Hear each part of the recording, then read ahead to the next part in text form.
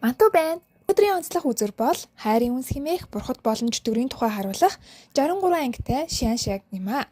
Кино маань цэцэгсийн замбуулангийн бодисдва зэфийн үзэгслэн тохин төрүүлж түүнийгээ Жимми хэмээн нэрлэж байгаагаар эхэлнэ. Ингээд тэр охиныхоо хувь тавиланг зүгэндэг. Гэвч түүний зөвнөлт бяцхан гүнжин насанд хүрч хайрын шүлтэнд орж асар их зовлон тулахыг харуулдаг.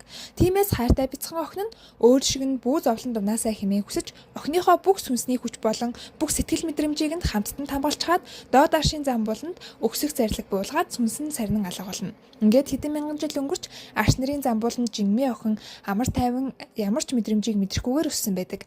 Гэтэл нэгэн тал түүнд хайрын шүлтэнд орох хувь тавилан заяасан тул тэр хувь тавилангаасаа зогтохаарахгүй билээ. Гинтэл аршийн замбууланд нэг шатаж буй шувуу гарч ирэхэд Жимми түүнийг авч сүнсний үрлэл хийх гэж байтал тэр шувуу нь энгийн шувуу биш хурамсны хааны хүү галт шувуу хаан хүү болж таардаг. Тэдний энэхүү адармаатай хийгээд гунигт хайрын түүх ингэж эхлэх болно. Хэрвээ та шианшаа драма үзэх дуртай бол Mantu аппликейшнээр ороод Mantu аппликейшнийг хэрхэн суулгахыг зааж өгье. Mantu аппликейшн суулгахын тулд манай сайтаар ороод утсан дээрээ суулгах гэсэн бичгийг дараарай. Ингээд та аппликейшнээ амжилттай суулгалаа. Яг энд харагдаж байгаа утсан дээрээ суулгах гэснийг дараад л боллоо.